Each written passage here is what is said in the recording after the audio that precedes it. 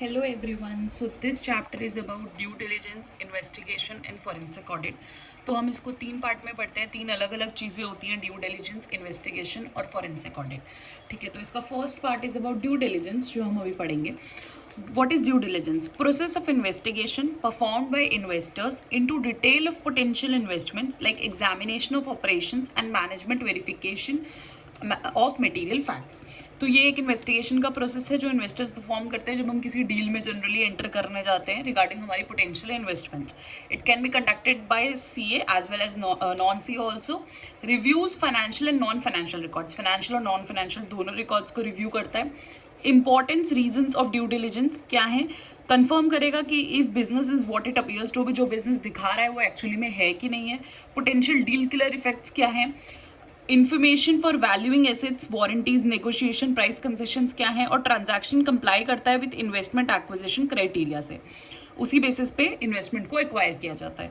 Then classification of due diligence, कौन से तरह के क्लासिफिकेशन होते हैं, commercial due diligence, personal due diligence, tax, financial, information system, legal, environmental. Financial जो है उसको ओवरऑल ड्यू डिलिजेंस नहीं माना जाएगा और वो तभी कंप्लाई होगा जब एक बार आपकी ट्रांजैक्शन एंटर करने के लिए प्राइस जो है वो फिक्स हो चुकी है. फिर scope of financial due diligence क्या होता है, हम brief history of target company देखेंगे, background of promoters, managements and employees देखेंगे, रिव्यू करेंगे फाइनेंशियल स्टेटमेंट, स्टैट्यूटरी कंप्लायंसेस देखेंगे, अकाउंटिंग पॉलिसीज देखेंगे, टैक्सेशन, कैश फ्लोज देखेंगे और फाइनेंशियल ऑपरेशंस देखेंगे. कैश फ्लोज के लिए कैश रिक्वायरमेंट्स इंटरनली जनरेट हुए हैं क्या, तो ऑनर कमिटमेंट हो रही है, आपका ट्रेड पेबल्स और बैंक्स की कमिटमेंट को ऑनर कर रहे हो, कैसे अपनी ट्रेड रिसीवेबल्स और इन्वेंट्रीज को जो है टर्न कर रहे हो, डिप्लॉय कैसे हो रहे हैं फंड्स, कोई आइडल फंड्स तो नहीं है, और इन्वेस्टमेंट पैटर्न रियलाइजेबल है कि नहीं है. एरियाज क्या होते हैं ड्यू डिलिजेंस की, जनरली कहाँ कहाँ होता है, पब्लिक ऑफरिंग्स में, वेंचर कैपिटल फाइनेंसिंग में, कॉर्पोरेट रिस्ट्रक्चरिंग में एंड डिसइन्वेस्टमेंट में.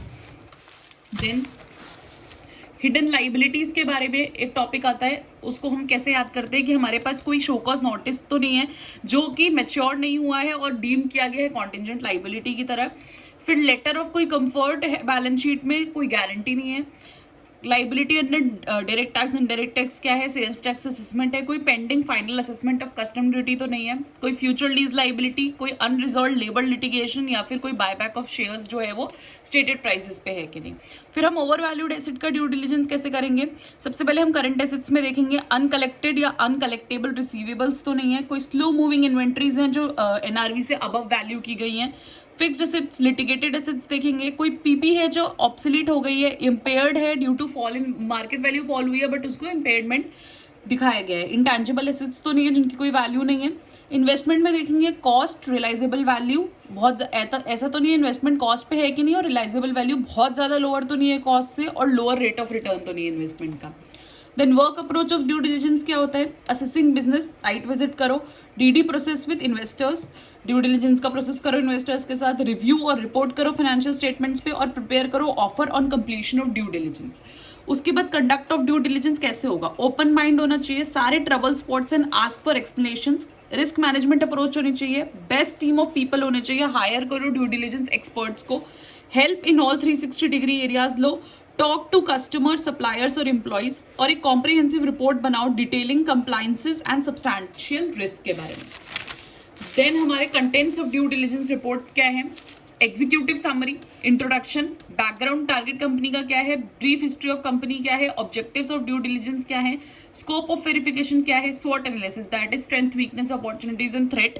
स्ट्रेंथ आपकी कैसे हो सकती है, इंक्रीज इन सेल्स या प्रॉफिट से हो सकती है, टाइमली सर्विस ऑफ डेट है.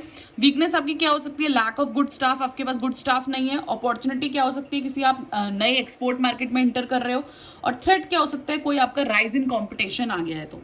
देन उसके बाद आपका कमेंट्स ऑफ फ्यूचर प्रोजेक्शंस आपको देखना है, असेसमेंट देखना है फाइनेंशियल लाइबिलिटी का, वैल्यूएशन ऑफ एसेट्स का, नेटवर्थ का, ऑपरेटिंग रिजल्ट्स का, टैक्सेशन एंड स्टैट्यूटरी लाइबिलिटी का.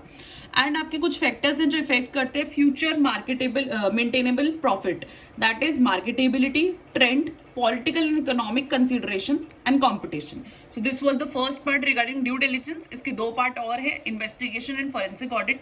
इसमें कुछ टॉपिक्स हैं जैसे difference between due diligence, audit and वो सारी चीजें जो बुक से डायरेक्टली रीड करने वाले टॉपिक्स हैं. मेन टॉपिक्स यहाँ पे समरी फॉर्म में कवर्ड है. I hope you like it. If you like it so please like, share and subscribe. Thank you.